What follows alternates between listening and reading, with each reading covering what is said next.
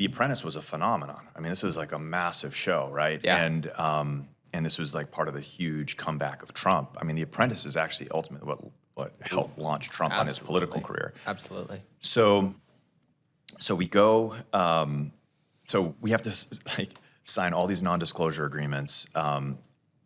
At Texas Instruments, there were only like 3 or 4 people that knew that I was even going on the show. And even in my life, like I think my mom had to sign a non-disclosure agreement. Wow. My future wife, Kate, had to sign a non-disclosure agreement. But nobody really knew where I was. So a lot of people at TI actually thought I was away on medical leave, thought that I had like leukemia or something. Oh my gosh. And my friends and family just assumed that I was on a business trip in China or wherever, because that wasn't particularly uncommon. How long was the filming? It was 49 days. Oh my goodness gracious. It was, we started the filming September 24th. We ended it November 11th. And like all of the episodes were filmed one right after the other. And like I said, I had never seen the show. So I'm going on the show. I'm thinking that it's... You didn't watch it before? You didn't find a way to see it at all? I had seen a couple of clips and I had a vague idea of what the show was about. And, you know, even when I got selected for the show, I'm thinking in my head, you know, is this even something that I want? Like, do I want to be on national television? Like, all of a sudden you're thinking, oh, I'm going to have all this spotlight on me. And,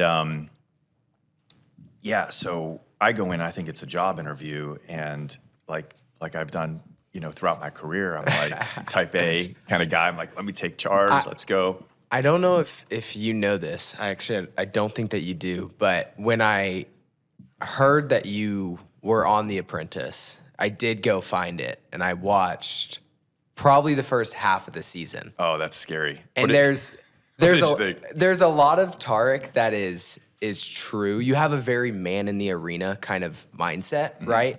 Like I would rather go out swinging, right? The respect belongs to the man in the arena rather than the guy who sits outside and watches the gladiators fight. That's a good point, though, right? Right, totally, because absolutely. When I got on the show, I was thinking, you know, I want to put my best foot forward. But originally, I was thinking, well, not the first task. Like, let me just figure out what the first task is about. So, very first episode, Trump lands on the tarmac on his, you know, in his jumbo jet. Yeah. Walks down the steps, and he says, I'm going to do something unconventional this season. I'm going to pick the first 2. I'll tell you what I'm going to do. I have a great respect for Mensa because Tarek has an IQ that's higher than anybody here other than myself. So I'm going to ask Tarek to step forward. He's going to be one of your project managers. Candidates, or the first 2 project managers. And Tarek, you're going to be the first project manager. Because you were like, I have a very high IQ, right? Right. Well, that whole deal. So it became kind of a running meme. Yeah. That you know, Trump was obsessed about the fact that, you know, I'm in Mensa. None of my family knew that. You know, my friends didn't know that until they watched the show, and the producers were harping on it over and over and over again because they wanted the whole purpose of the producers to create a storyline. Yeah. And you know, the fact that, you know, they could pull something from me that was unique and turn that into your whole personality, right? That's the goal. And I can attest to that is in no way, shape, or form. Your whole personality is absolutely not a look at me kind of person at all.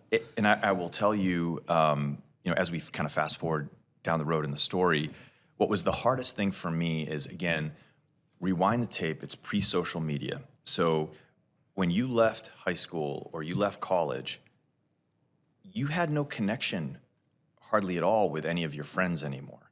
That, you know, you would get together, you would go home and you'd say, hey, how's Billy doing? What's Johnny up to these days? Oh, I heard this, or this one's gonna do this. It was all kind of word of mouth. You know, we had email, so we'd catch up a little bit via email, but it wasn't like you had Facebook or Instagram stories where you're constantly monitoring every single thing that your buddy's doing. Yeah. So it was hard because I had friends that, or people I had gone to school with that hadn't seen me in 20 years, that were now seeing a version of me on national television that was this curated, produced version of who I had become that wasn't really the true me, right? Yeah. I often say if I have a camera on you for 24 hours, I can go into the editing room and I can make you look like a saint, or I can make you look like a killer. Yeah, let's not do the camera for 24 hours. Yeah, so that's essentially what it's like. It's not scripted.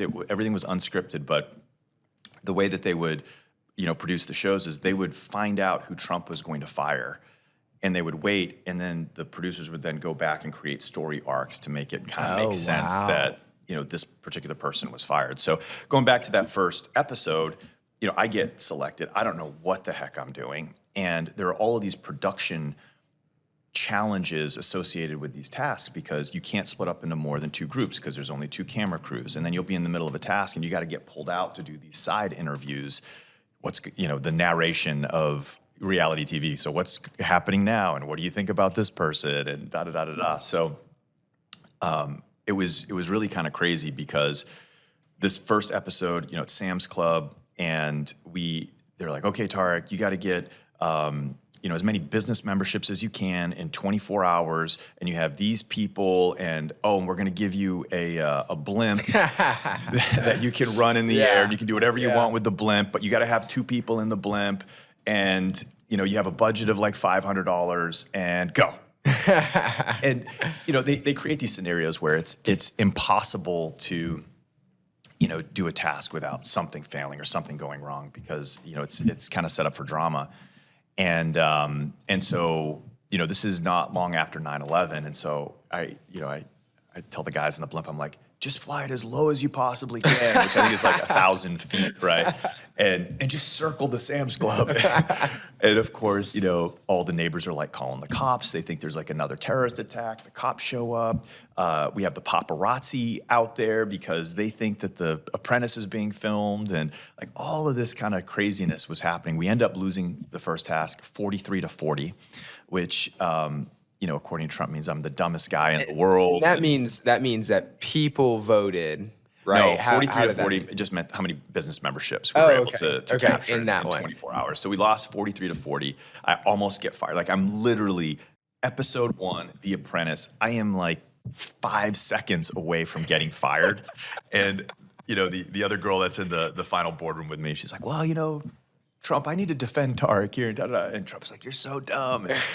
So he ends up firing her. I almost get fired 3 out of the first 5 weeks. And then you talk about like man in the arena. I figured out, I'm like, man, this is kind of a game show. Like I am not playing this right. So the next few episodes, I'm just like laying low. I'm like, who do you need to sweep the floors? Tarek, these people are laughing at you. I mean, I'm starting to laugh. You know what? Let me just say something really quick. Why should you interrupt me when I'm knocking him out? Because by interrupting me when I'm knocking him, what are you doing to yourself? Because I'm being truthful, and I'll always be truthful. How stupid is that, right? It's not stupid. Here I am. I'm getting ready to almost fire this guy for being a horrible leader. And you interrupt me. If I stay, I want to stay on the truth. And you were no great shakes yourself. Summer, just like you did a lousy job. Sorry. Here I am. I'm getting ready practically to fire this guy. And you keep interrupting me and stopping me from doing it. And in the end, what Carolyn said to you is true. I want him to be fired. She said, what have you done? And you couldn't answer it. You know what, Summer? You're fired. I found that so interesting, just from people have this perception of Trump, right? And you have this perception of him as, go, go, go all the time. And I found myself watching the season and I was like, he actually tried or she actually tried. And this person and that person, sat and twiddled their thumbs all episode and they're safe and this guy's getting fired. That's it. Yeah, you're gonna mess up. If you took that approach with me, in my young career, I'll be out of here in a couple weeks. I will tell you, you would have had the personality that would have put you on the chopping block, right? It's just the way 100%. It's the way that it is, 100%. And when you're type A, look, I don't know this with certainty. This is my speculation, but when we were in California and we were doing the final 50 as they're selecting who's going to be on the show. It's really a sociology experiment. We're doing like the Myers-Briggs and all this psychological testing. So they know that they're putting this type A guy with this, phlegmatic. They're mixing and matching. They got some psychologists working. Exactly. Yeah. So you're mixing oil and water together, and that it's not going to mix, and you know that people are going to get frustrated. And the Type A guys are going to get frustrated with the surfers that are on the show. And so yeah, it was designed for volatility. But I ended up, once I kind of figured it out, I ended up lasting until episode 10. I was the 12th person fired, and then I came back and was selected by the guy who won my season to help him on the final task, which is the final 2 episodes. So, at the end of the whole experience, I ended up having more airtime than anybody. I had this character arc where I was a villain for a while, and then I kind of had this redemption story at the end. Tarek, the women love you for some reason. He's a member of Mensa, but sometimes, I don't know about that IQ thing, but you're pretty smart, Tarek, okay? So what did you think of Sean? And, it was an experience I say I would do again the first time. I wouldn't do it again a second time. Yeah.